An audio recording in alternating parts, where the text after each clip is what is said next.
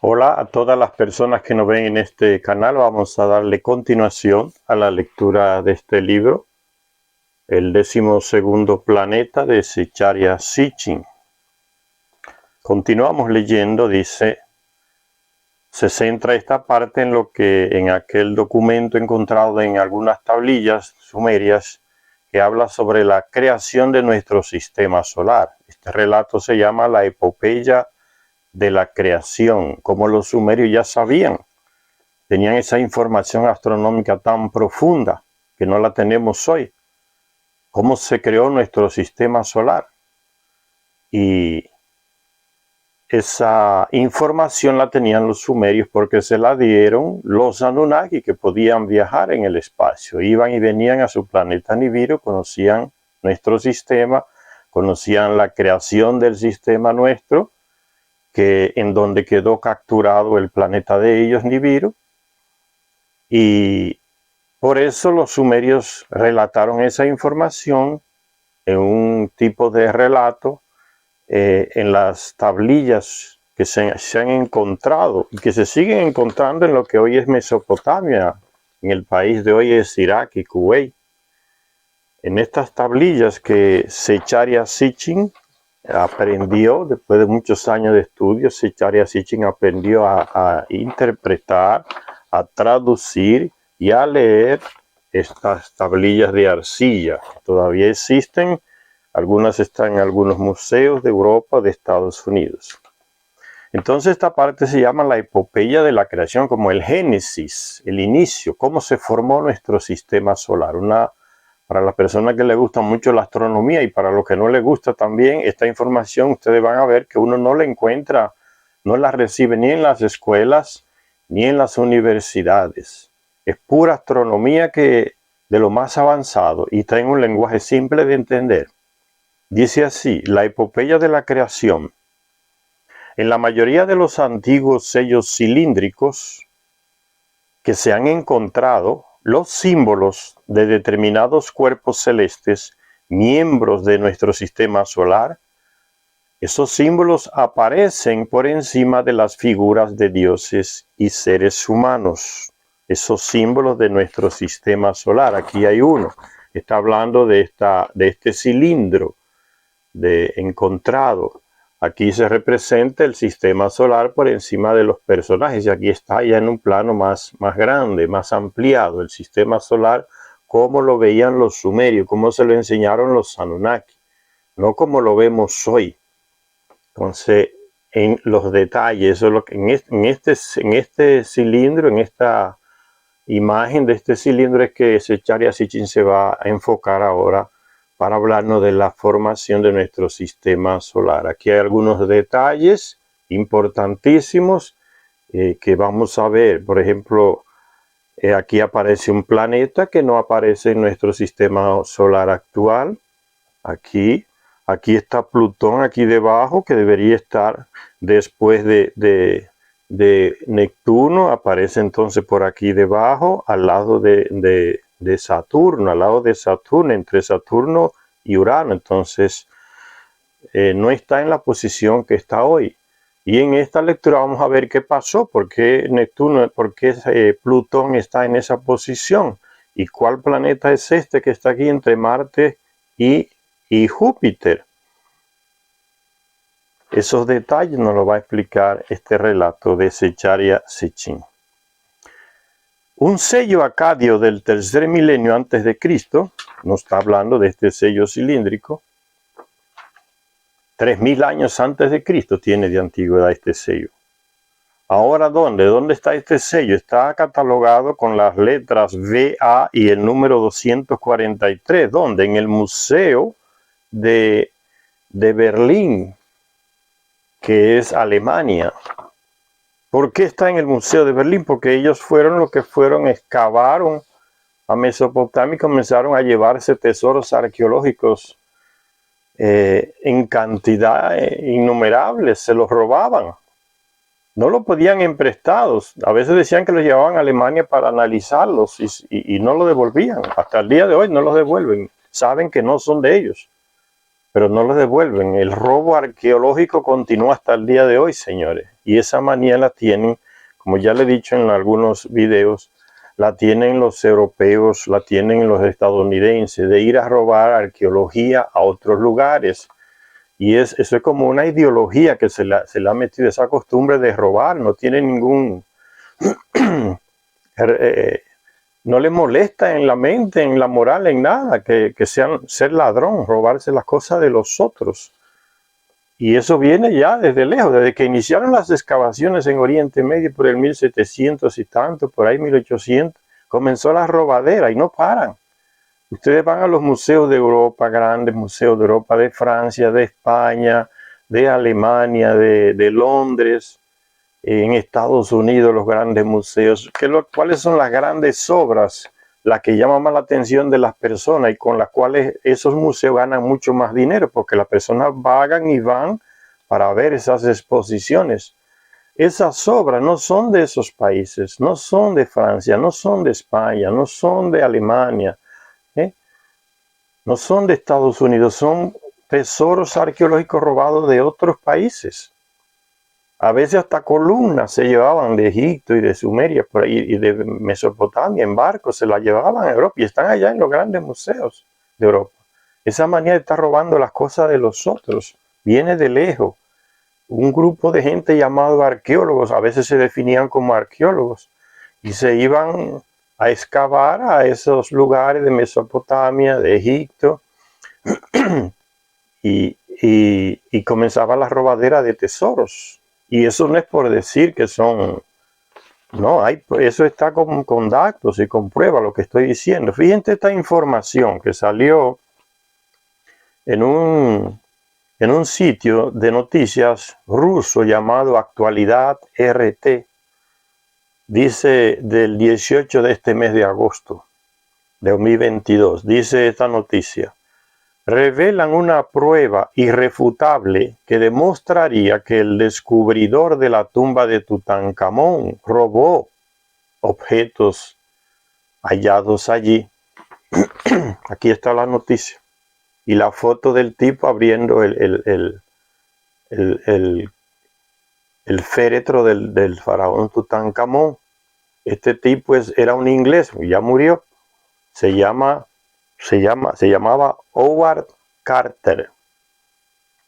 Dice la información, la noticia: el veredicto de un experto egiptólogo recogido en una carta de 1934 apunta a que el aclamado arqueólogo británico Howard Carter, aquí está el tipo, Howard Carter, este es el tipo, el blanco aquí abriendo Howard Carter dice que se presentó como aclamado arqueólogo cuando llegó a Inglaterra, ¿no? Sacó objetos de la cámara funeraria de Tutankamón sin autorización.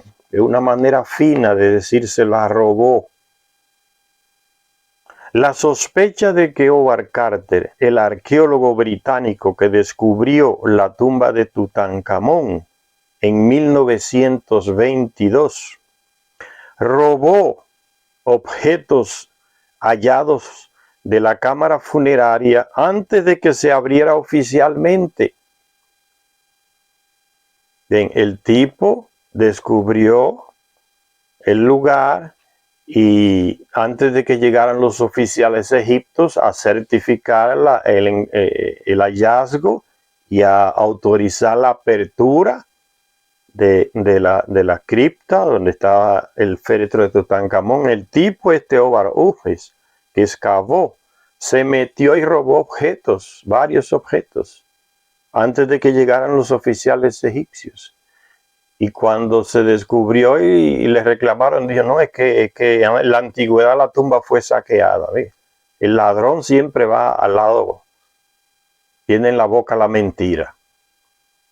La sospecha de que Howard Carter, el arqueólogo británico que descubrió la tumba de Tutankamón en 1922, robó objetos hallados de la cámara funeraria antes de que se abriera oficialmente. Esa sospecha vuelve a estar sobre la mesa ahora, en agosto de 2022.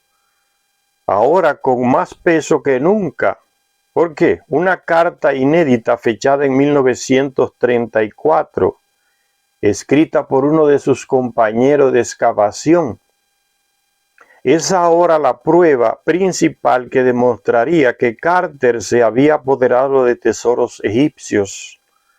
El mensaje fue escrito por este mensaje del descubrimiento de esa carta con los detalles. Fue escrito por un inglés llamado un inglés que escribió, dice, disculpa, una carta inédita fechada en 1934. Es ahora la prueba principal que demostraría que Carter, Howard Carter, el ladrón, se había apoderado de tesoros egipcios.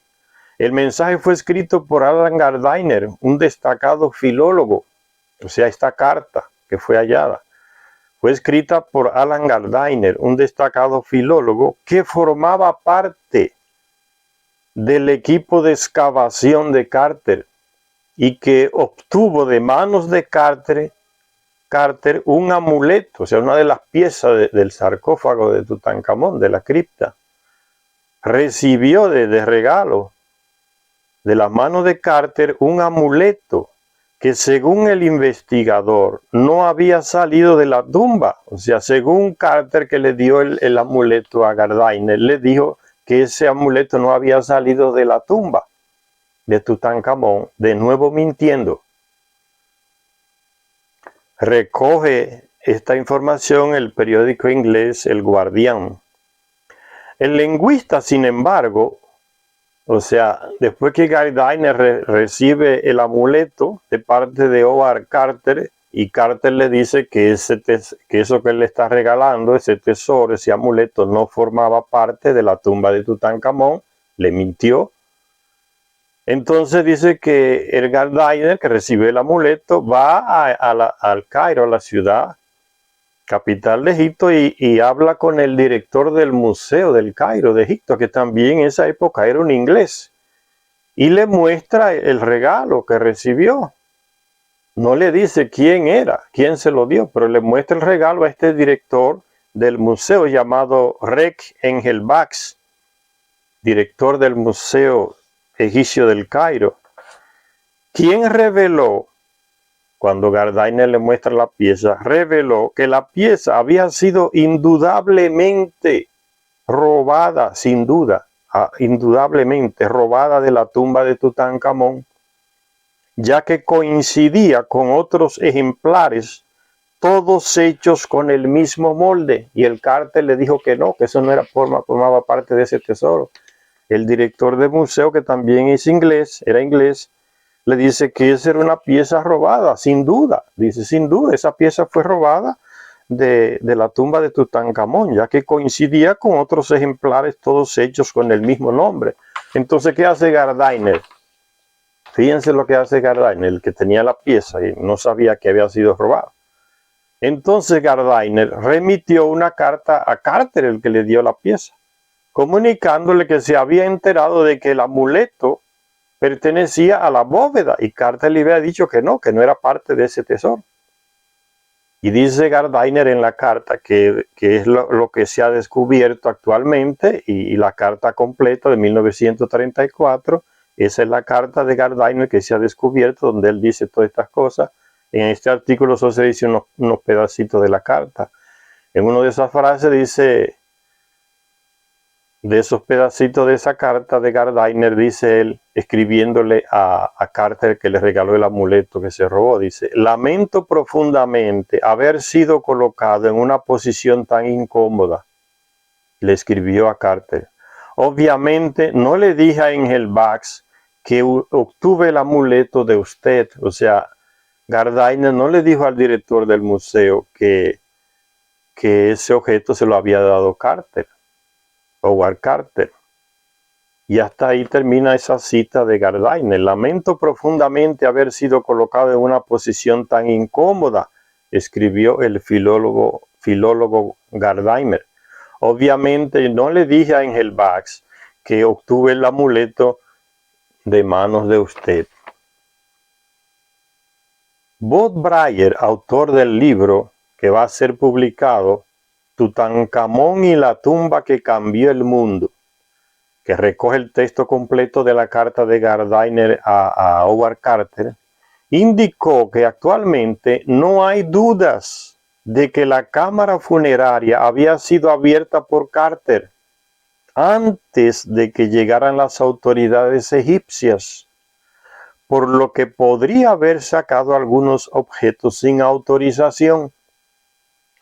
Dice este autor Bob Brier, que va a escribir ese libro, se sospecha que entraron en la tumba antes de su apertura oficial, sacando objetos incluidas joyas.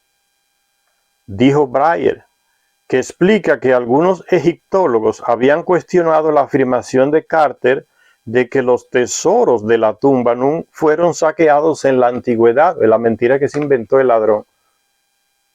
Se sabía que Carter de alguna forma tenía objetos y la gente sospechaba que podría haberse ayudado a sí mismo.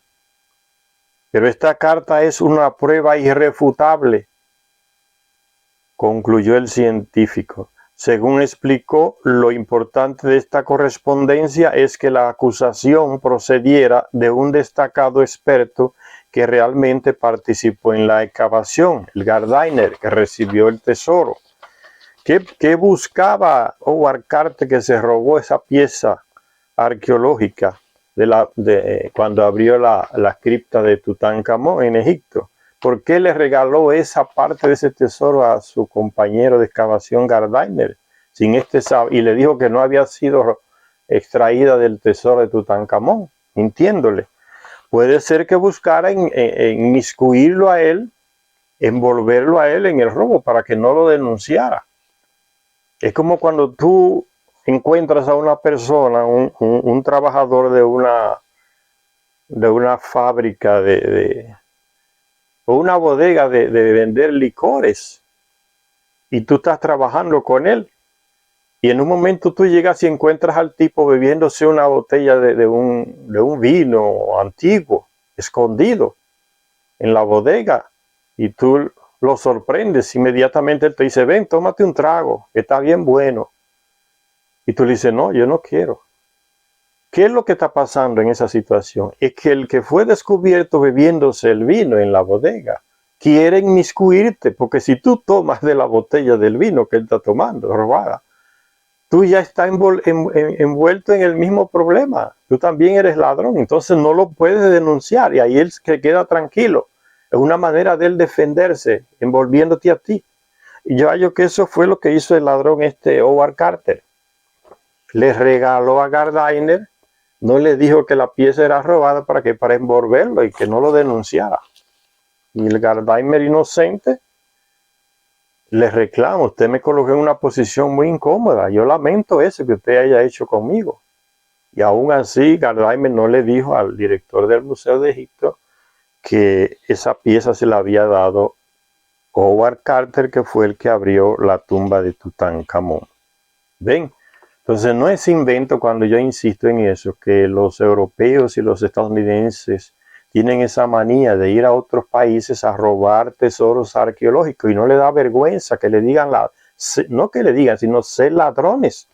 Es como que está en la cultura de esos personajes, robarse. Y ustedes ven las noticias constantemente de que en Nueva York se va la luz por 12 horas, o en cualquier otro lugar de Estados Unidos se va la luz. O hay un descuido de la policía, está en huelga. ¿Qué es lo que hace la gente inmediatamente? Se mete a robar en los supermercados y en las tiendas. Una turba de gente de 300 y 400 personas pasándole por encima a todo el mundo a robar. Y hasta de día lo hacen. Es una cultura del robo.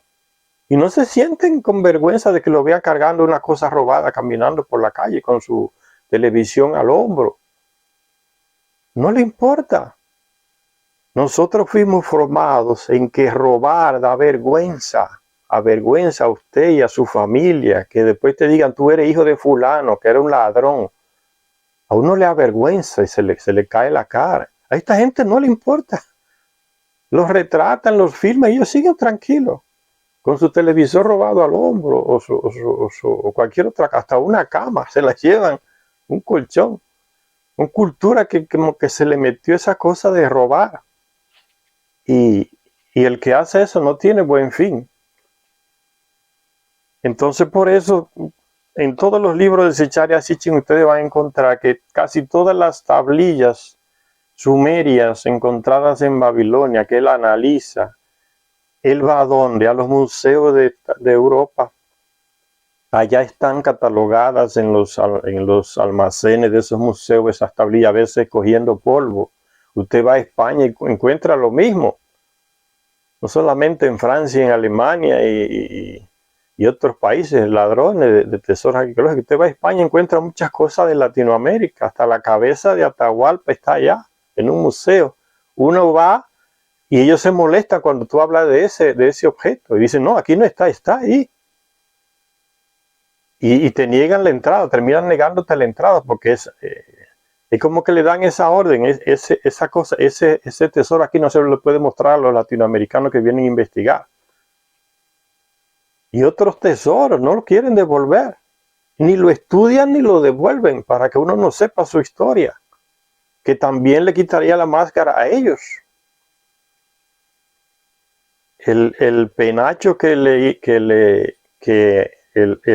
rey mexicano era Atahualpa, me parece que se llamaba, o Moctezuma, que le mandó a Cortés, Hernán Cortés, pensando que era uno de los Anunnaki que prometió volver, Ninurta a lo mejor, o Ningisíd, el hijo de Enki, que gobernaba esa región de Mesoamérica.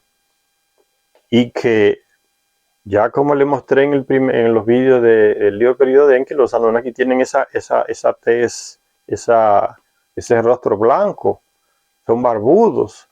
Y Moctezuma pensó cuando le dijeron cómo eran esa gente que llegaron en los barcos. Ah, son blancos, nariz aguilucha, la piel, el cabello lacio, barbudo. Y dice, entonces él dijo, entonces fueron ellos que ya volvió, quien tenía que volver, y le envió ese regalo, un penacho, pero con una belleza que era una obra de arte. Pero no se la mandó a Cortés, se la envió a ese Anunnaki, a ese dios que ellos dicen, que es Salcoal, la serpiente emplumada, que dijo que iba a volver. Y ellos sabían cómo era él físicamente. Por eso lo confundieron con ese ladrón de Cortés, asesino. ¿Y dónde está el penacho? En Suecia, en Suiza, por ahí. López Obrador, el presidente mexicano actual, lo mandó. Dice, ¿por qué no me prestan ya que no me quieren devolver el penacho de Moctezuma, que es un tesoro nacional de México? Préstemelo para hacer una exposición aquí, que los mexicanos lo vean. Tampoco se lo quisieron prestar. Ladrones, saben que no es de ellos, no lo devuelven. Ni en prestado. ¿Cuál museo de América Latina, de África, de Asia ha ido a robar tesoros arqueológicos a Europa, a Estados Unidos? Es que no tienen nada para robar. Las grandes cosas que ellos tienen allá en esos museos de esos países que roban son de otros países, porque ellos mismos a nivel cultural no tienen nada que exponer, poca cosa, una miseria. Entonces roban la de los otros países. Eso es una ideología, eso es una cultura que se transmite sin que la gente lo perciba hasta en los filmes, en las películas. ¿Qué es lo que retratan las películas de Indiana Jones? Indiana Jones es uno de los mayores ladrones, es el protagonista de los filmes. Indiana Jones es un ladrón de tesoros arqueológicos de otros países. Y el tipo es como si fuera un héroe, ¿ustedes ven? No le da vergüenza ser ladrón. ¿En cuál país ustedes ven que Indiana Jones se mete a pedir permiso para excavar o para visitar lugares donde hay tesoros arqueológicos? A nadie, no le piden permiso a nadie. Es lo que ellos hacen, los europeos estadounidenses. Se meten a robar. Indiana Jones es un ladrón de tesoros arqueológicos de otros países. Mucha gente no percibe, ve la película y no cuestiona esa actitud. Vaya que es una diversión. Robar no es diversión. Robar tesoros arqueológicos de otros países no es diversión. Y lo peor es que a veces nuestros ministros de cultura de nuestros países son también ladrones, sin conciencia patriótica. Y hasta apoyan a esos ladrones que llegan extranjeros vestidos de antropólogos, los apoyan para que desentierren los tesoros y se los lleven. Y se los lleven para estudiarlos, dicen. Y entonces aquellos agarran toda la información y también se quedan generalmente con el tesoro. Lo copian. Cuando ellos encuentran tesoros arqueológicos, ¿a quién llaman para que los vaya a ver y los analice? A nadie, que ellos quieren toda la información para ellos. Y en nuestros países los ministros de cultura o los directores de los museos antropológicos se les entregan todo, llévenselo. Hagan lo que les dé la gana y estudienlo. Esa estupidez, ese antipatriotismo no la encuentra dolorosamente en nuestro país hasta el día de hoy. Y es una desgracia porque es la historia de todos. Eso no es patrimonio del director del Museo de Arqueología, eso es del pueblo. No tiene derecho a dárselo a nadie, mucho menos para que lo saque del país. Pues se lo entregan. Por lo menos este gobierno de México está haciendo un esfuerzo enorme para recuperar. Ya van casi 5.000 piezas que recuperan de los tesoros arqueológicos de México. Pero imagínense todas las que se han robado, ¿no? Tantos gobiernos que han llegado de esos neoliberales y no han hecho ni un pingo de esfuerzo para recuperar un tesoro arqueológico. No tienen dignidad, no tienen sentido de lo que es patria, no les importa su propio país. Por eso no es extraño que este documento de arcilla, este cilindro, donde en Alemania, en el Museo de Berlín de Alemania. Tenía que ser en Europa. Y ya está numerado VA 243. Sigue diciendo la lectura entonces, este sello se aparta de la forma habitual de lo que se representa en este sello, que es el sistema solar nuestro. Se aleja de la manera normal en que nos presentan el sistema solar en el día de hoy. ¿Cómo nos lo presentan? De esta manera. Aparecen los planetas alejándose del Sol como en una línea recta. De esa manera es que nos lo presentan actualmente. Los sumerios, con una mejor perfección, informados por los Anunnaki, lo presentan de otra manera, como un círculo, una esfera alrededor de ¿quién? Del Sol. La estrella central es el Sol. Esto es representación de lo que está aquí. Entonces, son representaciones distintas las que nos dan hoy y las que nos dan los sumerios, que es mucho más real que la que dan hoy. Y eso es lo que dice Zecharia Sitchin. Se aparta de la forma habitual de representar los cuerpos celestes. No los muestra individualmente, sino como un grupo de 11 globos que circundan a una estrella grande y con rayos. Aquí está, es el Sol, la estrella grande y con rayos del centro es el Sol. Evidentemente es una representación del sistema solar, tal como lo conocían los sumerios, un sistema consistente en 12 cuerpos celestes. No lo que nos están mostrando hoy. Que más desinformación que otra cosa. Ustedes saben que la NASA desinforma. Los militares por formación mienten. Y la NASA es un proyecto de los militares del Pentágono de Estados Unidos. Entonces no confíen en las informaciones de la NASA. Nunca desconfíen. Póngale siempre el signo de interrogación. Cuando aparece algo en internet que la NASA informó que descubrió tal planeta, aquí están las fotos, póngale el signo de interrogación.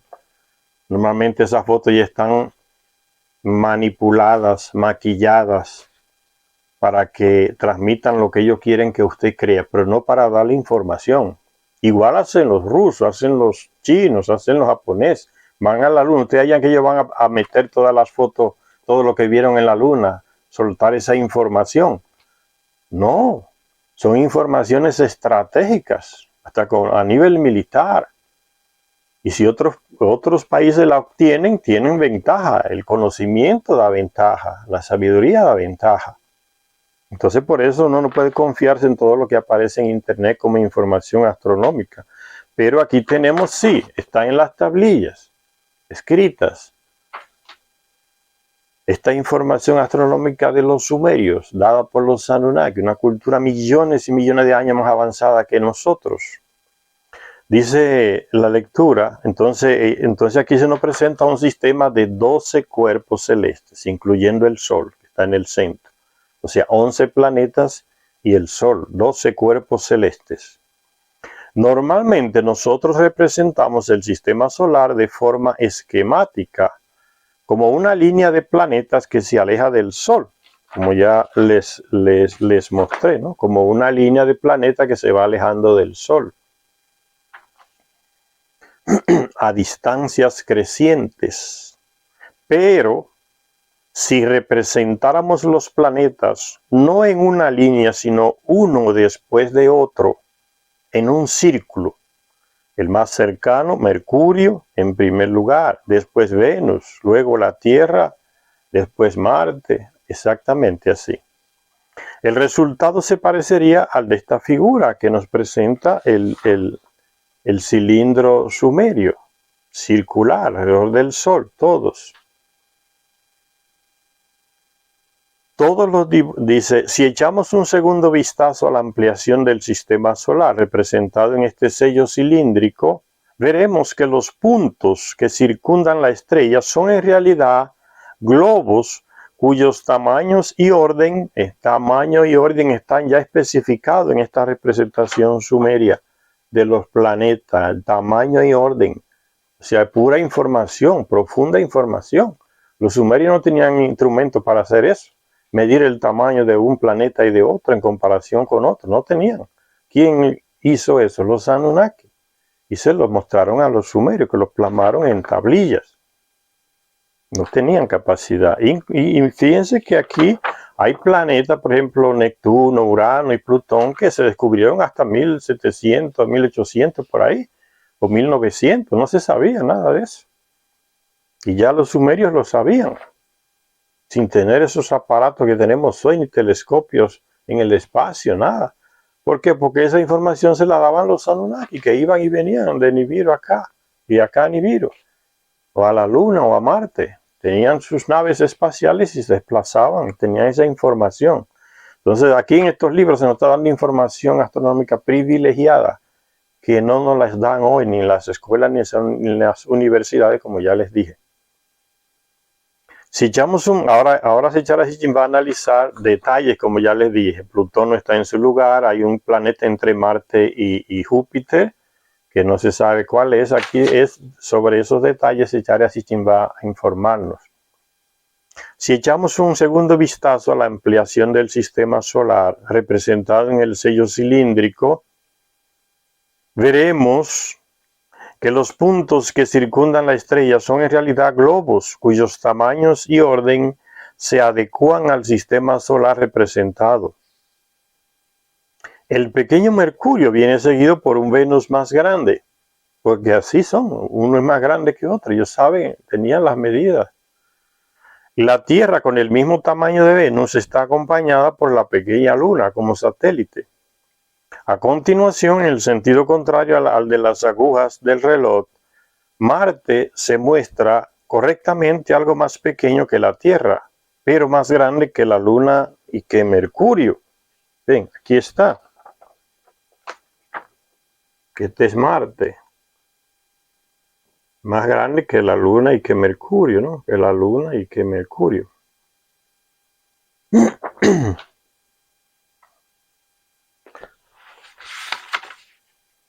La antigua representación nos muestra después un planeta desconocido para nosotros, ese que está entre Marte y Júpiter.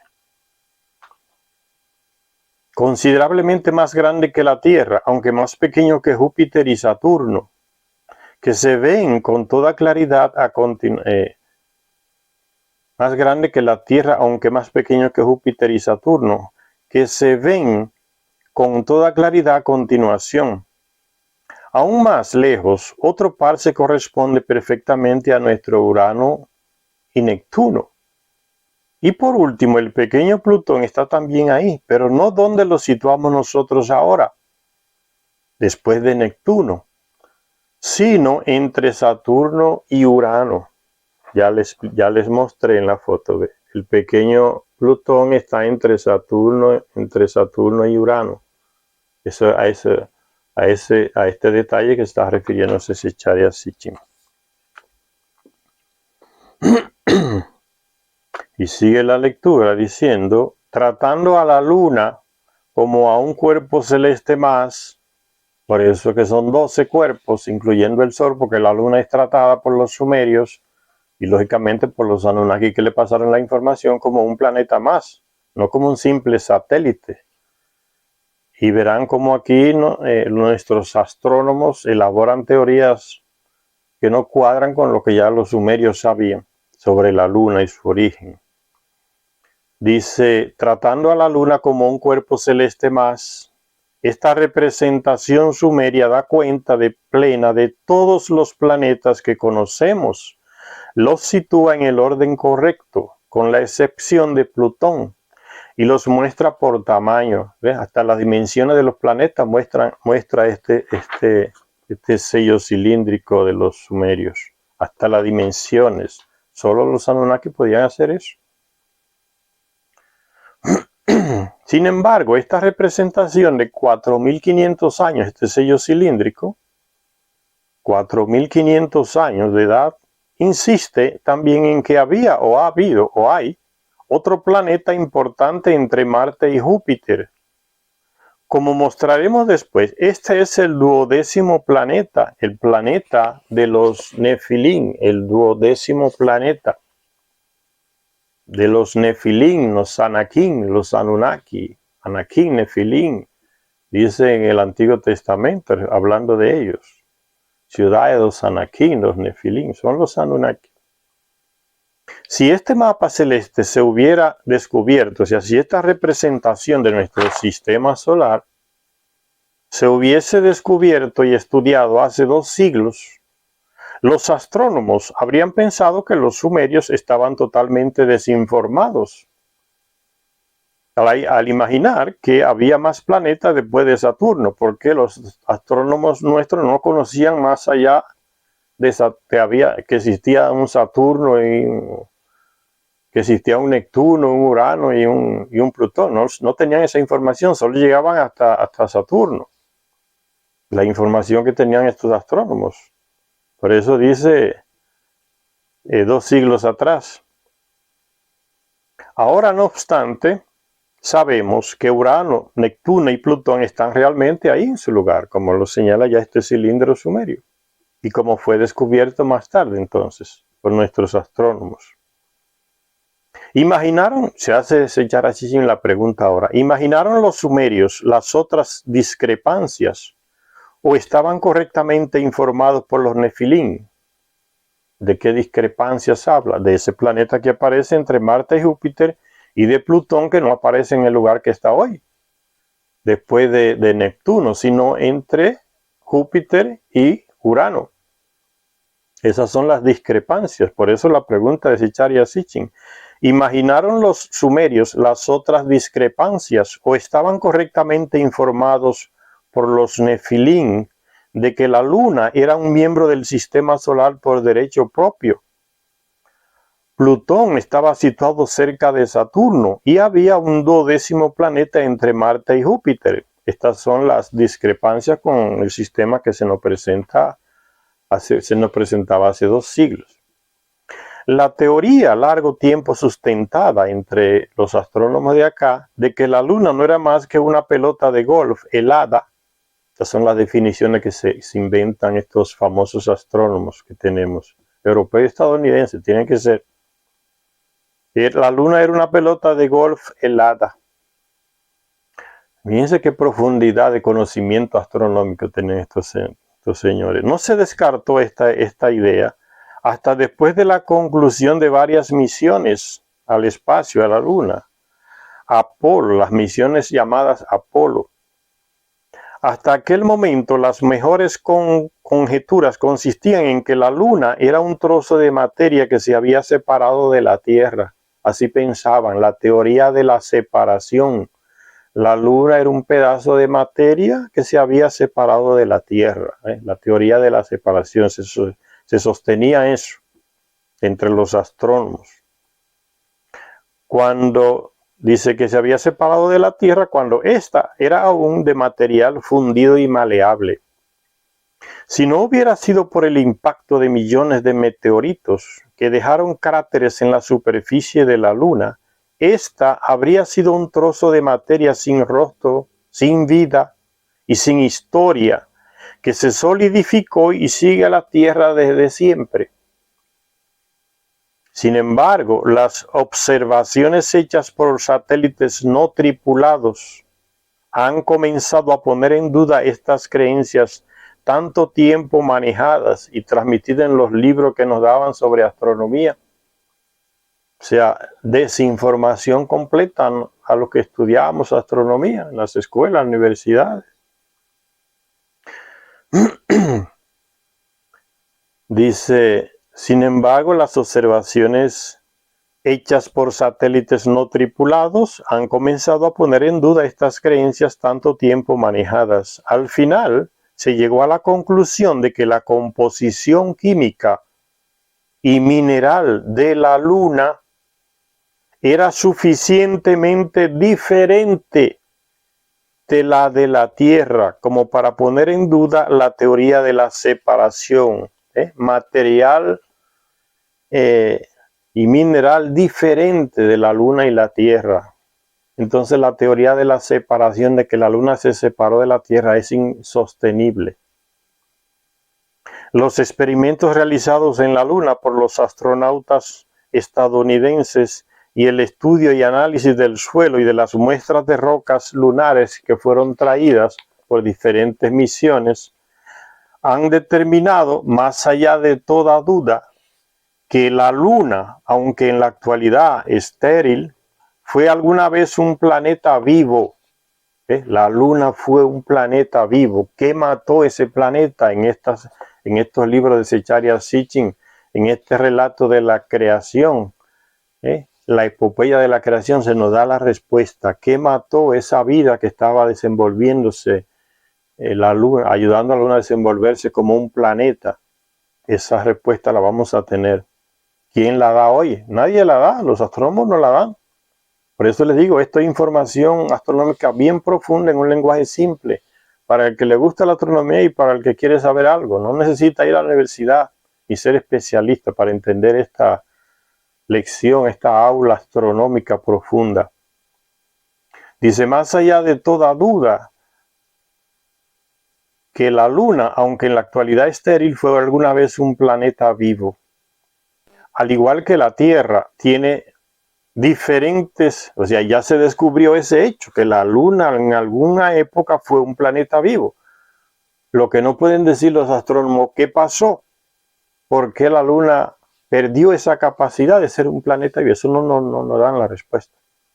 Hasta el día de hoy. Al igual que la Tierra tiene diferentes capas, la Luna, lo que significa que se solidificó desde su propio estadio original de materia fundida. Al igual que la Tierra generaba calor, pero mientras que el calor de la Tierra proviene de sus materiales radioactivos cocidos, entre comillas, cocidos de tanto calor en el interior de la Tierra, bajo una tremenda presión, de ahí viene el calor de la Tierra, ¿no? De una materia fundida en el centro del planeta Tierra, y la Luna no, es diferente, fíjense. La Luna proviene, esa generación de calor de la Tierra proviene de sus materiales radioactivos en el interior de la Tierra, bajo una tremenda presión, en el interior de la Tierra, esos materiales radioactivos. Ahora la Luna, ¿cómo es? En cambio, en la Luna, esos materiales y ese calor provienen, según parece, de capas de materiales radioactivos que se encuentran muy cerca de la superficie. Lo de la Tierra están hasta el fondo, bien profundo. Lo de la Luna están casi en la superficie. Esos materiales radioactivos que producen calor. Entonces viene la pregunta. Sin embargo, estos materiales son demasiados, dice antes de la pregunta, sin embargo, estos materiales son demasiado pesados para haber ascendido a la superficie de la Tierra, así por así. Entonces viene la pregunta de Zecharia Sitchin: ¿cómo se llegaron estos materiales a depositar tan cerca de la superficie en la Luna? El campo gravitatorio lunar parece ser errático, sigue diciendo Zecharia Sitchin, como si inmensos trozos de materias pesadas, como el hierro, por ejemplo, no se hubieran hundido de modo uniforme hasta su centro, como ocurre en la Tierra, sino que estuvieran dispersos. Pero podríamos preguntar a través de qué proceso o fuerza. La pregunta de Zecharia Sitchin: ¿qué es lo que provocó? ¿Qué fuerza? ¿Qué proceso provocó que esos materiales, que según aquí nuestro planeta están en lo más profundo, en la Luna están casi a nivel de la superficie? ¿Qué provocó que esos materiales tan pesados subieran y estuvieran casi en la superficie de la Luna? ¿Qué provocó eso? ¿Qué fuerza? ¿Cuál fue el proceso? Eso lo responden los sumerios. Pero podríamos preguntar también a través de qué proceso, fuerza se realizó eso, pregunta Zecharia Sitchin. Existen evidencias que indicarían que las antiguas rocas de la Luna estuvieron magnetizadas. También existen evidencias de que los campos magnéticos se cambiaron o invirtieron. ¿Ocurrió esto a través de algún proceso interno desconocido o por medio de alguna influencia externa indeterminada? Se pregunta Zecharia Sitchin. Los astronautas de la misión Apolo 16 de Estados Unidos descubrieron que las rocas lunares, llamadas brechas, eran el resultado de la destrucción de la roca sólida y su posterior soldadura, gracias a un calor extremo y repentino, ¿ven? No un calor que sube del centro, del fondo de la Luna, sino un calor extremo y repentino. ¿Cuándo y cómo se hicieron añicos y se refundieron estas rocas? Se pregunta Zecharia Sitchin. Otros materiales de la superficie de la Luna son ricos en los pocos frecuentes potasio y fósforo radioactivos, materiales que en la Tierra se encuentran a grandes profundidades. Y en la superficie de la Luna ellos están a nivel de superficie. Reuniendo todos estos descubrimientos, los científicos afirman ahora que la Luna y la Tierra, formadas más o menos con los mismos elementos y más o menos por el mismo tiempo, evolucionaron como cuerpos celestes separados. ¿Ve? Ya se están actualizando los astrónomos. Nada de teoría de separación. No, que la Luna se separó de la Tierra. Nada, falso. En opinión de los científicos de la administración de la NASA de Estados Unidos, la Luna evolucionó normalmente durante sus primeros 500 millones de años. Luego, dijeron, tal como se informó en el The New York Times, ese periódico, el periodo más catastrófico llegó hace 4.000 millones de años, cuando cuerpos celestes del tamaño de grandes ciudades y pequeños países, del tamaño de pequeños países y de grandes ciudades, estos cuerpos celestes, se estrellaron en la Luna y formaron sus inmensas cuencas y sus altísimas montañas. ¿En qué foto de la NASA aparecen las altísimas montañas de la Luna? No aparecen. Y tienen aparato allá hace tiempo, pero no lo muestran. Esa información se quedan ellos con ella. Y sigue diciendo este artículo de The New York Times, las ingentes cantidades de materiales radioactivos dejados por las colisiones de estos cuerpos celestes sobre el terreno de la Luna comenzaron a calentar la roca por debajo de la superficie, fundiendo enormes cantidades de esta superficie y forzando mares de lava a través de las grietas de la superficie. El Apolo 15 encontró un deslizamiento de rocas en el cráter llamado Tsiolkovsky, 6 veces más grande que cualquier deslizamiento de rocas en la Tierra. El Apolo 16 descubrió que la colisión que creó el mar de Néctar, una región en la Luna, depositó escombros hasta 1600 kilómetros de distancia. Imagínense la fuerza con que se estrelló ese cuerpo celeste en el terreno de la Luna, en la superficie de la Luna. El Apolo 17 alunizó cerca de un acantilado 8 veces más alto que cualquier acantilado de la Tierra, lo que significa que se formó por un terremoto 8 veces más violento que cualquier otro terremoto en la historia de la Tierra. Las convulsiones que siguieron a este suceso cósmico, dice Zecharia Sitchin, continuaron durante unos 800 millones de años, de modo que la composición y la superficie de la Luna adoptaron por fin su forma helada hace alrededor de 3.200 millones de años. Pero los astronautas fueron a la Luna y no encontraron hielo encima. Por lo menos no es de eso que hablan. Entonces, eso está diciendo aquí Zecharia Sitchin. Su forma helada hace alrededor de 3.200 millones de años.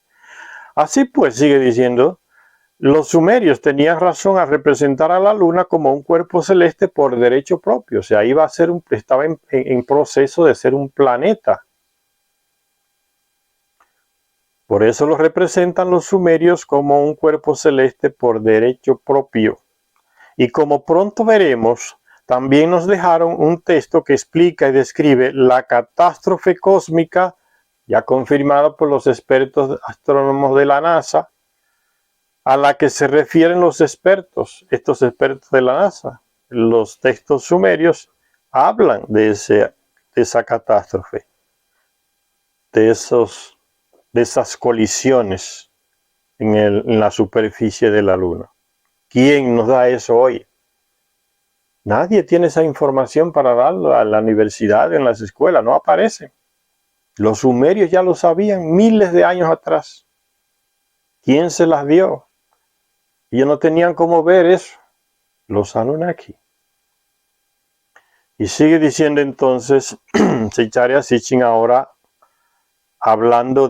terminando ya con esos detalles sobre la Luna, ahora se centra en Plutón. Dice así: así pues, los sumerios tenían razón al representar, y como pronto veremos, también nos dejaron los sumerios un texto que explica y describe la catástrofe cósmica a la que se refieren ya los especialistas de la NASA con relación a las colisiones en la Luna. Al planeta Plutón se le ha denominado el enigma. Los astrónomos lo definen como un enigma, porque eso quiere decir que no saben. Mientras que las órbitas de los demás planetas alrededor del Sol se desvían solo un poco del círculo perfecto, todos los planetas alrededor del Sol se desvían poca cosa en esa órbita circular alrededor del Sol. ¿Qué es lo que pasa con el pequeño Plutón? La desviación o excentricidad de la órbita de Platón, Platón es el filósofo, de la órbita de Plutón, es tal que tiene la órbita más extensa y elíptica del sistema solar. Aquí está, señores, en esta línea morada. Fíjense, la órbita elíptica de Plutón. No hay ningún otro planeta que tenga esa órbita elíptica. Elíptica quiere decir alargada, o sea que no es redonda, eso es elíptico. Fíjense que él atraviesa 2 veces la órbita de Neptuno. Es el único planeta que hace eso, la órbita del pequeño Plutón. Una órbita elíptica inmensa. Atraviesa la órbita de otro planeta que es Neptuno. Ese detalle que está hablando Zecharia Sitchin. Dice, tiene una inclinación no menos que de 17 grados. Debido a estos 2 rasgos atípicos de su órbita, Plutón es el único planeta que corta la órbita de otro planeta, o sea, Neptuno, como les mostré. En tamaño, Plutón se encuentra en realidad dentro de la clase de satélite, muy pequeño. Su diámetro de 5.800 kilómetros no es mucho mayor que el de Tritón, un satélite de Neptuno, o Titán, uno de los 10 satélites de Saturno. Debido a sus inhabituales características, se ha llegado a sugerir que este inadaptado, entre comillas, porque no tiene una órbita como los otros, sino elíptica, y le pasa por encima la órbita de otro planeta que es Neptuno, este inadaptado podría haber comenzado su vida celeste como un satélite de otro planeta, ¿no? Lógicamente, que de algún modo escapó a su dueño y tomó por sí mismo una órbita alrededor del Sol. Y esto, como vamos a ver, es realmente lo que sucedió según los textos sumerios. Por eso el sujeto, el Plutón, aparece ¿dónde? Aquí cerca de Júpiter, entre Urano y Júpiter. ¿De quién era satélite entonces? De aquí a poco nos lo va a decir el texto. Yo lo sé, pero vamos a seguir leyendo el texto. Dice, y ahora llegamos al clímax de nuestra búsqueda de respuestas a antiquísimos sucesos celestes, la existencia del 12º planeta. Dejamos a Plutón y entonces hablamos ahora del 12º planeta. Por asombroso que parezca, nuestros astrónomos han estado buscando evidencias que indiquen que ciertamente existió una vez un planeta entre Marte y Júpiter. Los astrónomos han estado buscando esas evidencias que indiquen que de verdad existió una vez un planeta entre Marte y Júpiter. ¿Por qué esto? ¿Por qué ellos dicen, por qué ese espacio entre Marte y Júpiter, según nuestros astrónomos, debería estar ocupado por un planeta? Dice aquí, a finales del siglo XVIII, antes incluso del descubrimiento de Neptuno, todavía no se sabía que Neptuno existía, ni Urano, ni Plutón tampoco. Varios astrónomos demostraron que los planetas estaban situados a determinadas distancias del Sol según una ley definida. Entonces, según esa ley, ese espacio entre Marte y Júpiter no podía estar vacío, según esta ley. Una ley definida a finales del siglo XVIII. Antes incluso del descubrimiento de Neptuno, varios astrónomos demostraron que los planetas estaban situados a determinadas distancias del Sol, según una ley definida. Este planteamiento, que llegó a ser conocido como la ley de Bode. La ley de Bode. Vamos a parar un poquito y ver qué es la ley de Bode.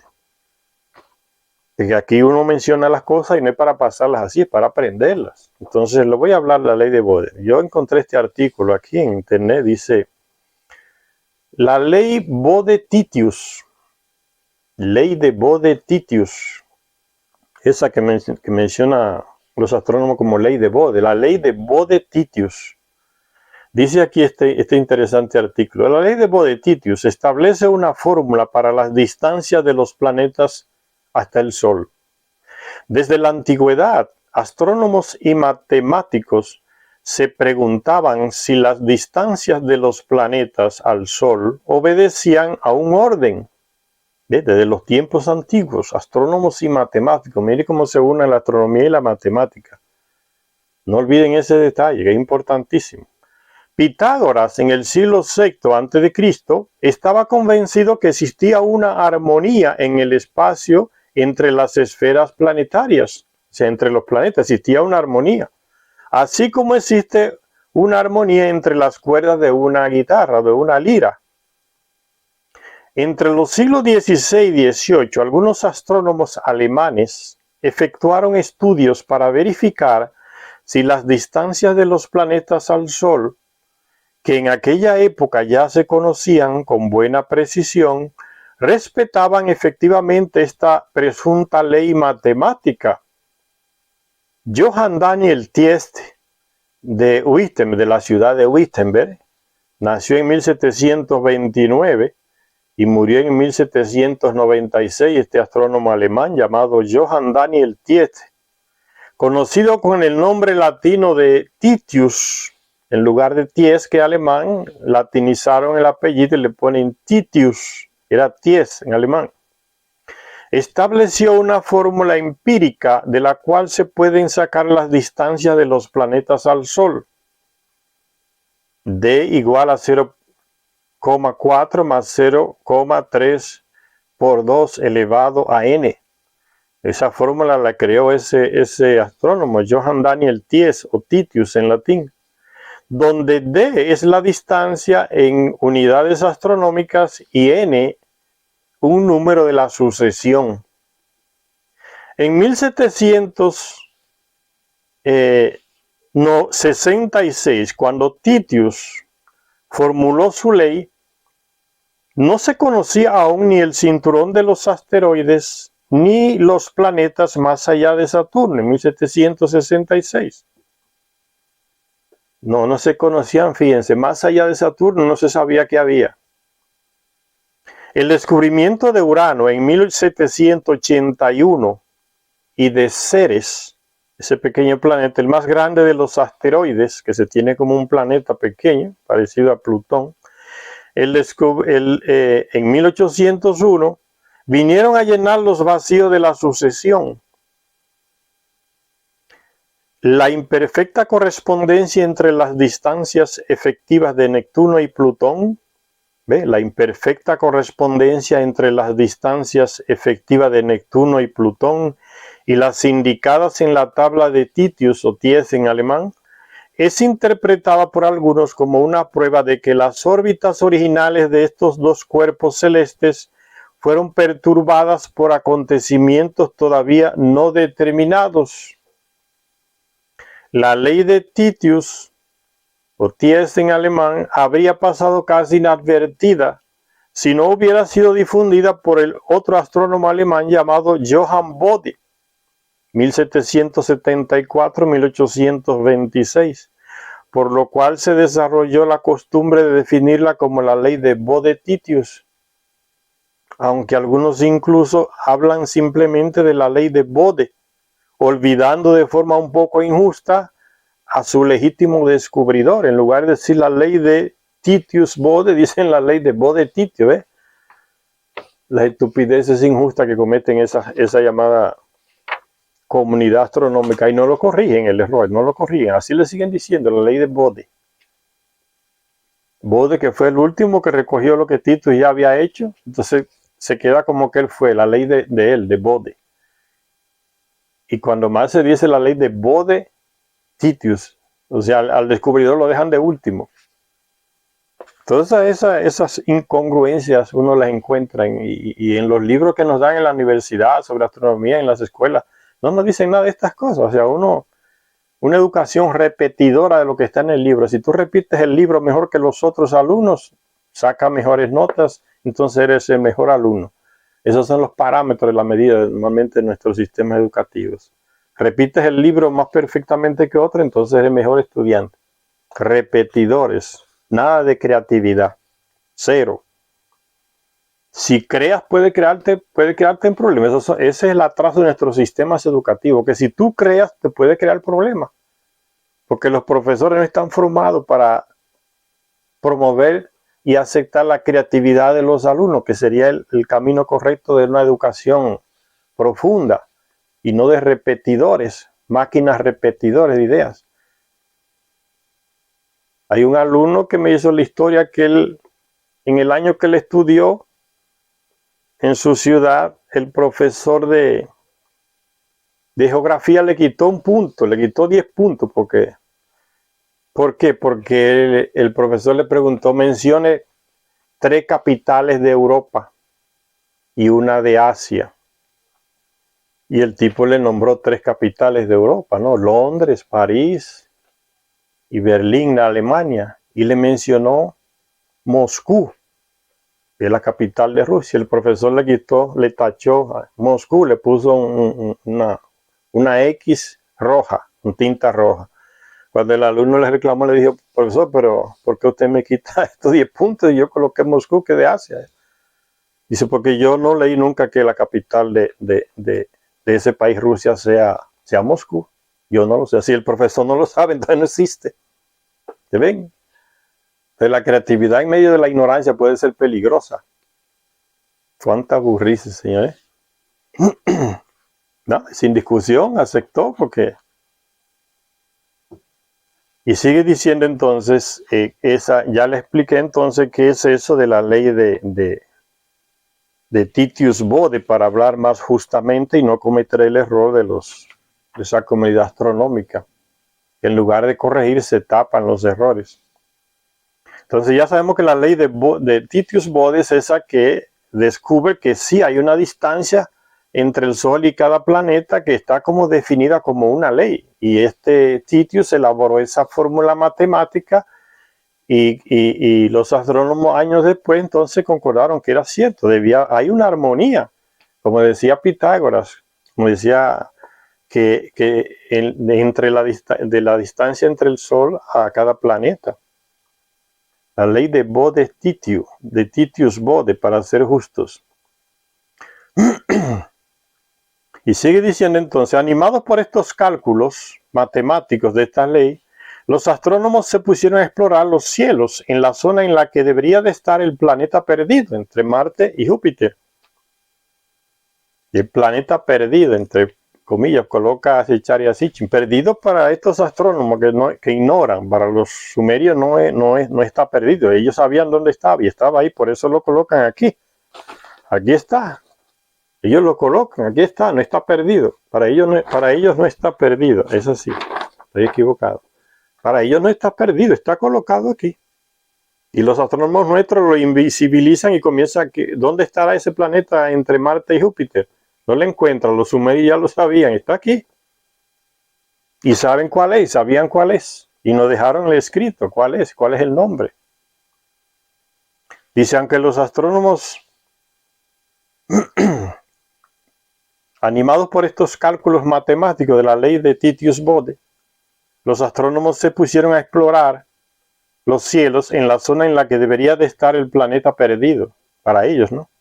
En el primer día del siglo XIX, el astrónomo italiano Giuseppe Piazzi descubrió exactamente en la distancia indicada un planeta muy pequeño, 776 kilómetros de un extremo a otro, al que llamó de Ceres.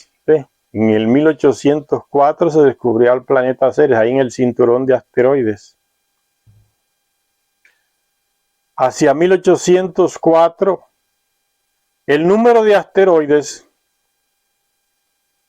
dice a principios del siglo XIX, si el primer día del siglo XIX, el astrónomo italiano Piazzi descubrió exactamente en la distancia indicada un planeta muy pequeño de 776 kilómetros de un extremo a otro, al que llamó Ceres. Hacia 1804, el número de asteroides, o planetas pequeños, las piedras que están en el cinturón de asteroides, encontrados allí, ascendía a 4. Hasta la fecha se han contado cerca de 3.000 asteroides en órbita alrededor del Sol, en lo que ahora llamamos el cinturón de asteroides.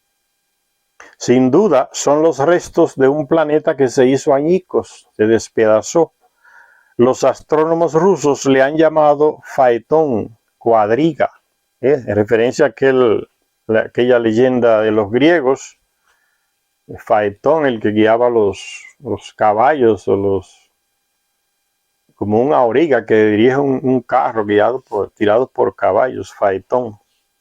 Aunque los astrónomos están seguros de la existencia de tal planeta, están seguros de la existencia de ese planeta, no son capaces de explicar su desaparición, porque no está ahí. Uno pega el telescopio y no aparece ese planeta entre Marte y Júpiter.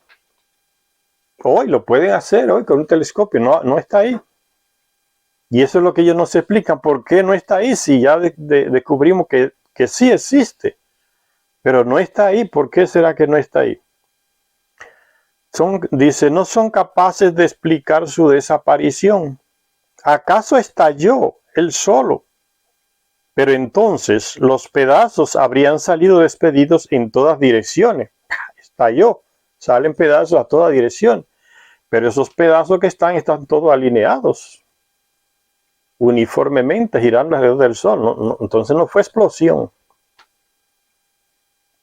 Pero los restos siguen dando vueltas alrededor del Sol. Si se suman, no son suficientes, dice. ¿Acaso estalló? No, porque los restos están uniformemente girando alrededor del Sol. Pero entonces, si fue una colisión, vamos a suponer entonces que no estalló. Ahora, si fue una colisión, lo que destruyó al planeta desaparecido, que debería estar entre Marte y Júpiter, ¿dónde está el cuerpo celeste responsable de tal colisión? ¿Se hizo añicos también? ¿Se despedazó también? Pero los restos que siguen dando vueltas alrededor del Sol, si se suman, no son suficientes para formar ni siquiera un planeta, mucho menos dos.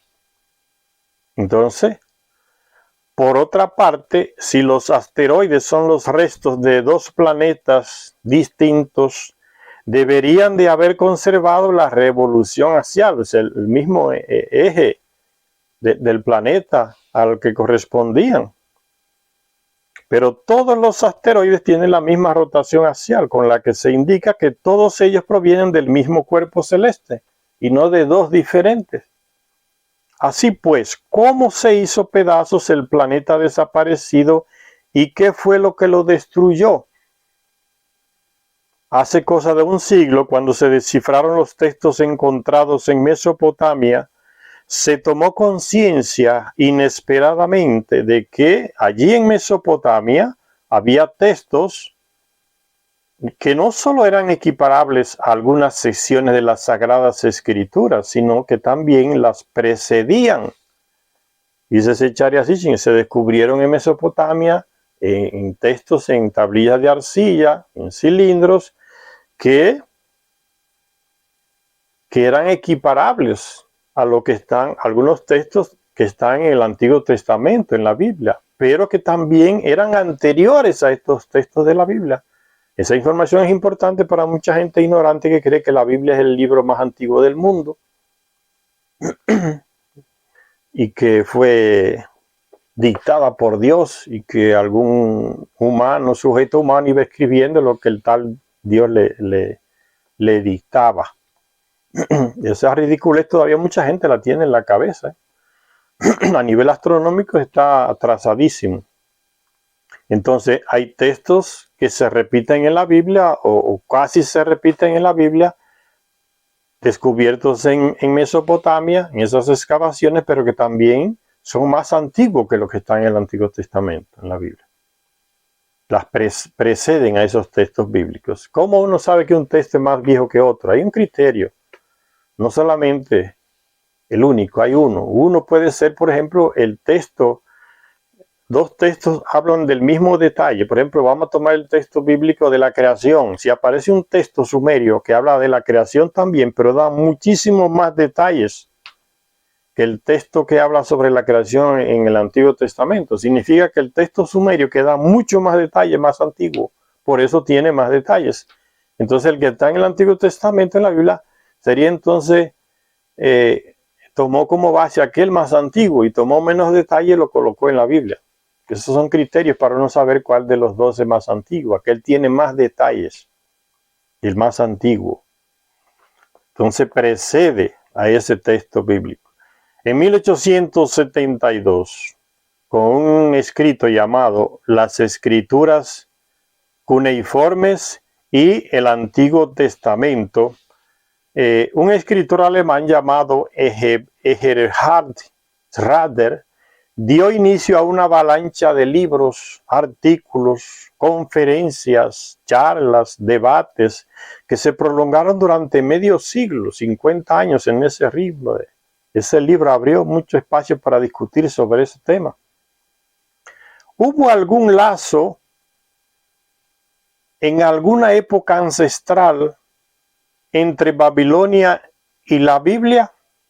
¿Por qué? Porque esos textos que se encontraron en las excavaciones babilónicas hablan de ese texto que está en el Antiguo Testamento en la Biblia. Por eso la pregunta, ¿hubo alguna vez alguna conexión entre Babilonia y la Biblia? Los titulares afirmaban provocativamente, por ejemplo, Babel y la Biblia, en esa época que se abrió esa discusión. Entre los textos descubiertos por aquel astrólogo, excavador en Sumeria llamado, ya se mencionó en el libro Perdido de Enki, lo mencionamos, llamado Henry Layard, francés. Entre los textos descubiertos por él en las ruinas de la biblioteca de Asurbanipal, en la ciudad de Nínive, ahí en Mesopotamia, había un texto que hacía un relato de la creación, no muy diferente del que está en el libro del Génesis. Y creó Dios, tal. Las tablillas rotas, las primeras que consiguió recomponer y publicar un tal George Smith en 1876, y que escribió una obra llamada La Génesis Caldea, demostraban concluyentemente que sí, que había existido un texto acadio escrito en el antiguo dialecto babilonio, que relataba cómo cierta deidad había creado el cielo y la tierra, y todo sobre la tierra, incluido el hombre. En la actualidad hay una vasta bibliografía que compara el texto mesopotámico con la narración de la Biblia en el Antiguo Testamento sobre la creación. Entonces, la divinidad que aparece en el texto bíblico, que es más reciente que el de Babilonia, no es la misma divinidad que aparece creando en el texto babilónico. Y eso es importantísimo, ¿no? Entonces, no es el tal Yahvé el que crea en la Biblia, porque el texto babilónico más antiguo habla de otra divinidad, eso que le llaman de Dios, que nunca fueron ni son. Entonces sigue diciendo la lectura: en la actualidad hay una vasta bibliografía que compara el texto mesopotámico con la narración bíblica. La deidad Babilonia hizo su trabajo, si no en 6 días, como dice el Antiguo Testamento en la Biblia, sí al menos en lo que abarcan 6 tablillas, la ironía de Zecharia Sitchin. Y en paralelo al relato bíblico, 7º día de descanso de Dios en el que disfrutó de su obra, la epopeya mesopotámica. En el relato bíblico dice que al 7º día el creador en la Biblia dice que descansó de tanto trabajo que hizo. Es que Dios es más extraño, ¿no? Se cansa como nosotros de tanto trabajo. Dice en el texto mesopotámico, la epopeya mesopotámica dedica una 7ª tablilla a la exaltación de la deidad Babilonia y de sus logros. No en vano un tal Leonard King tituló su autorizada obra sobre el tema llamada Las 7 tablas de la creación. Las 7 tablillas de la creación. Tablillas, ¿recuerdan lo que son las tablillas sumerias que se han descubierto y se siguen descubriendo? ¿Qué tipo de es aquí? Tablillas de arcilla. Así las tituló esa obra, ese King. Las 7 tablillas de la creación. Conocido ahora como la epopeya de la creación. Este texto fue conocido en la antigüedad por las palabras con las que comienza. Esas palabras en ese idioma babilónico se dice llamado Enuma Elis, es el inicio de esa epopeya, dice Enuma Elis, que significa en español cuando en las alturas. El relato bíblico de la creación comienza con la creación del cielo y la tierra.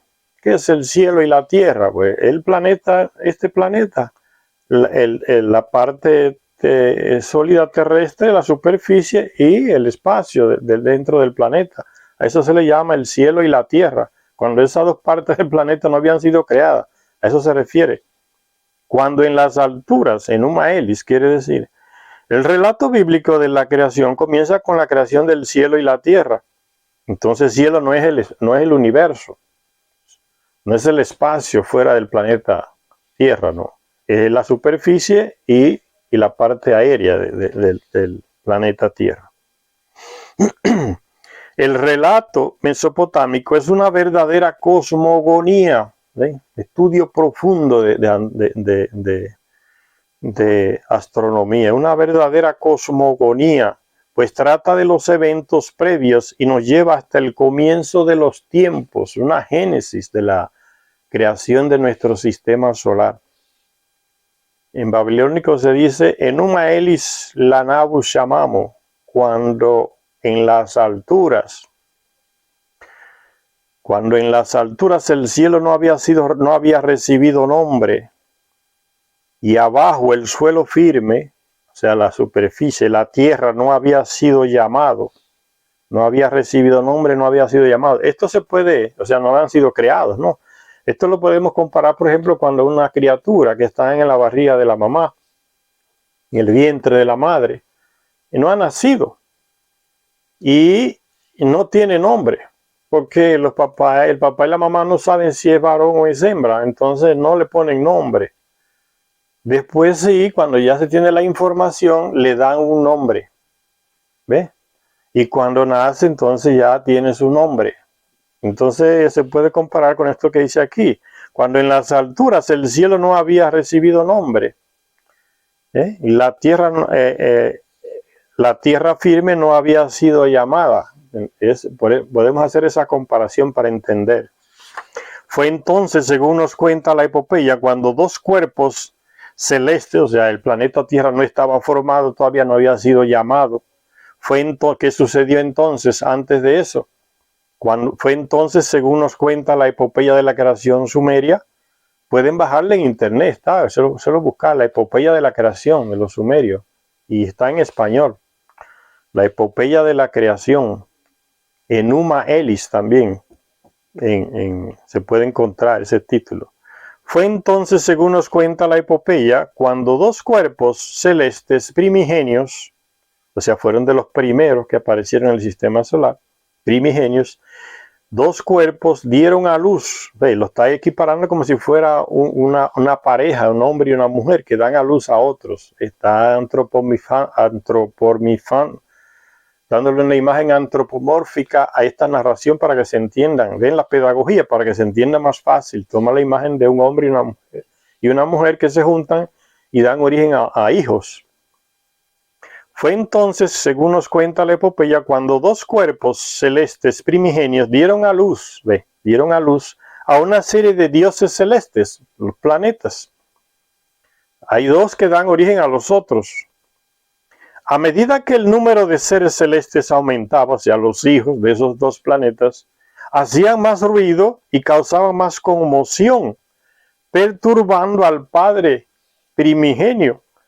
Su fiel mensajero, entonces ahora aparece otro personaje, esos dos, como el padre primigenio y la madre primigenia, dieron a luz entonces al primero y se convierte como en el mensajero. Dice, su fiel mensajero es Mercurio, que está más cerca del Sol. Su fiel mensajero le urgió al padre primigenio, que es el Sol, le urgió a que adoptara fuertes medidas disciplinarias con estos alborotadores, con los dioses jóvenes, los otros planetas.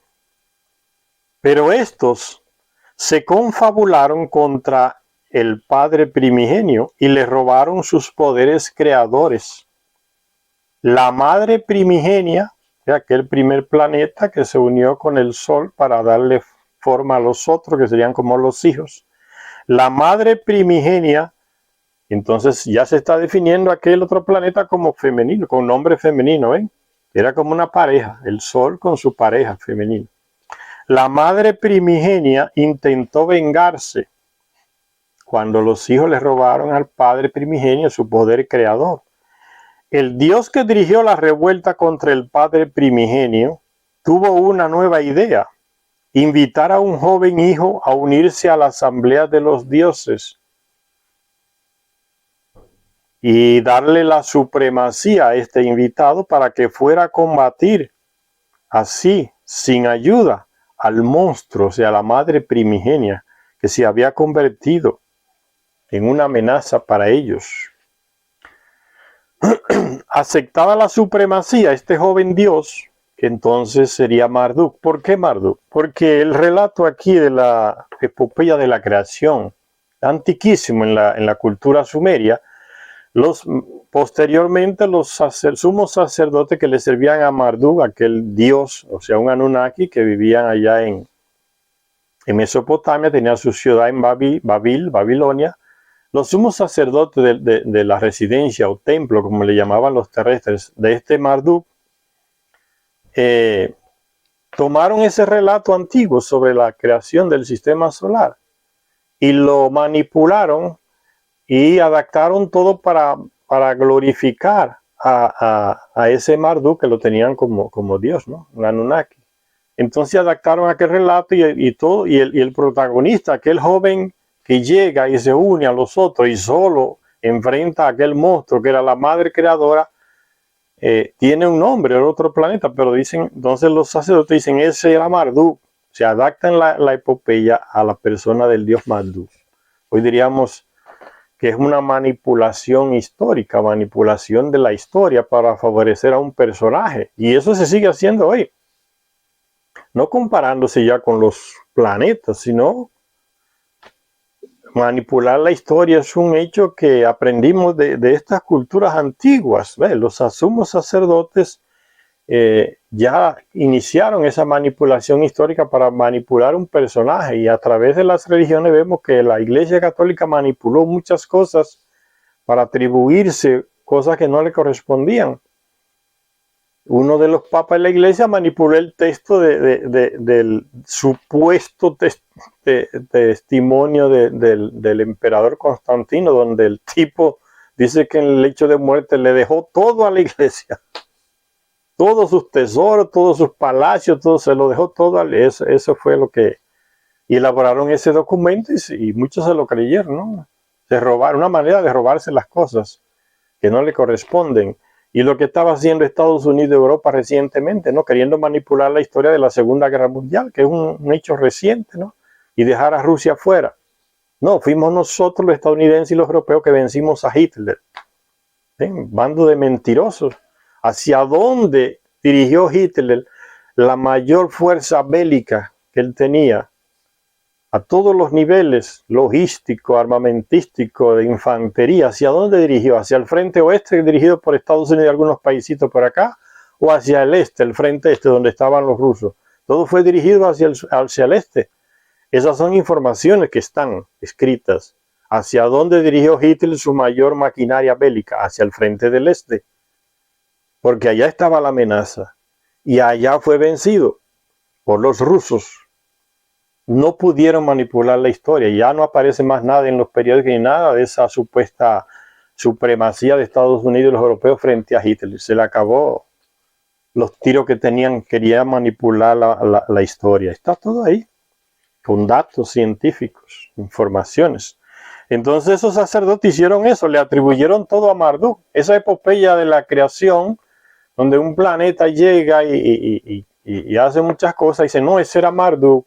Él es el que creó la tierra, el que todo. Ven, por eso se habla aquí en ese sentido, ¿no? Para que entiendan mejor la explicación.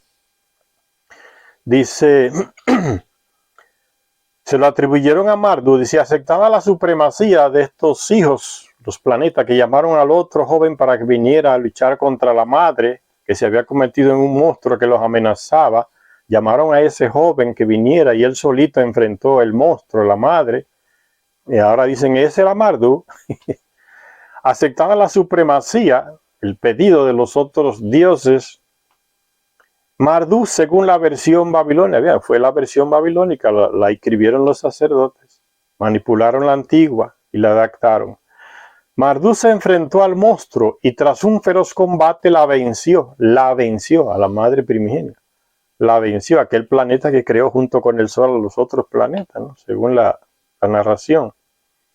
La venció al monstruo y la partió en dos. Con una parte ya hizo el cielo. Recuérdense lo que les dije que era el cielo, la superficie aérea de la tierra. Y la tierra es la parte, la superficie del planeta, ¿no? Y el espacio del planeta y la superficie, a eso se refieren, el cielo y la tierra. ¿Ve?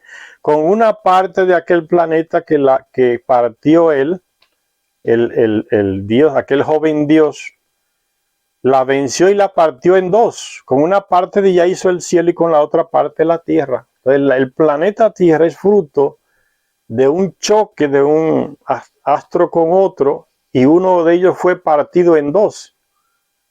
Y ahí se dio origen al planeta Tierra, el cielo y la tierra, el planeta Tierra completo, el cielo y la superficie.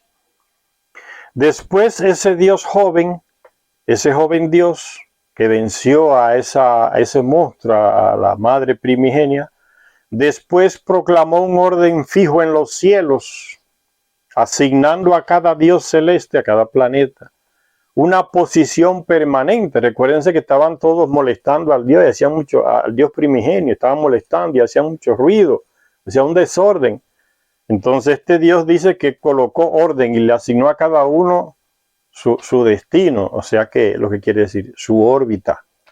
Las órbitas estaban todas descontroladas al principio, entonces ese llega, vence a aquel planeta madre y le coloca a cada uno en su lugar, le corrige la órbita errática que tenían. Eso es lo que está queriendo decir.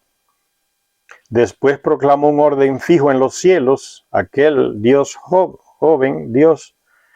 En la tierra creó las montañas, los mares y los ríos, estableció las estaciones y la vegetación y creó al hombre. Babilonia y su altísimo templo se construyeron como un duplicado de la morada celeste en la tierra. ¿Qué es la morada celeste? Aquel planeta que llegó y enfrentó al monstruo que era la madre. A ese se están refiriendo. Dice que el templo de Marduk, o sea, su residencia ahí en Babilonia, era una copia del templo del rey de aquel planeta, del número 12. Porque Marduk vino de allá, conocía los planos de aquel, entonces hizo su residencia, su palacio como una copia del palacio del que había en su planeta. Dice aquí, dice, en Babilonia, su altísimo templo se construyeron, Babilonia, la ciudad de Babilonia o Babil, y su altísimo templo, residencia donde vivía el Anunnaki, los terrestres le dicen templo, se construyeron los dos como un duplicado de la morada celeste en la tierra, duplicado de lo que hay en el planeta de Marduk, allá, el 12º planeta. A dioses y a mortales se les dieron encargos, mandatos y rituales a seguir. ¿Ve? Los Anunnaki le enseñaron a los sumos sacerdotes, a aquellos personajes que ellos seleccionaron entre los terrestres para que administraran sus residencias. Los terrestres le llamaban templos. Entonces los nombraron sumos sacerdotes, les ayudaron a construir vestiduras especiales para ellos, diferente a la vestidura común de los otros terrestres, las otras personas del pueblo. Le dieron normas, le enseñaron rituales, lo que tenían que hacer, porque ellos se declararon dioses y necesitaban servidores. Entonces formaron esa casta de gente que estaba en el templo, en la residencia, y organizaban todo un ceremonial para venerarlos y servirles como dioses a los Anunnaki. Se acomodaron al extremo los Anunnaki con los terrestres. Dice, a dioses y a mortales se les dieron encargos, mandatos y rituales a seguir. Entonces los dioses proclamaron a Marduk como la deidad suprema y le concedieron los 50 nombres, o sea, las prerrogativas y el rango numérico de la enlilidad. Como ya leímos el libro perdido de Enki, sabemos a qué se refiere aquí, los 50 nombres. Llegó una etapa en que los Anunnaki, los jefes aquí se identificaban por una numeración. El mayor era el rey de Nibiru, Anu, tenía la denominación, el número 60 para él. Después le seguía su hijo Enlil, que era el comandante aquí en la tierra, y se le atribuyó el número 50, y a su hijo Ninurta la herencia de ese 50. A Enki se le entregó el número 40. Entonces por eso dice que la enlilidad se le dio a ese Marduk, porque Marduk le dio un golpe de estado a Enlil, le quitó la supremacía en la tierra, bajo ciertas circunstancias que ya vimos en el libro periodo de Enki. Entonces cuando él reclama la enlilidad de Enlil, y los 50 nombres, está reclamando esa capacidad de poder que tenía Enlil representada en su número 50. A eso se refiere el rango numérico de la enlildad.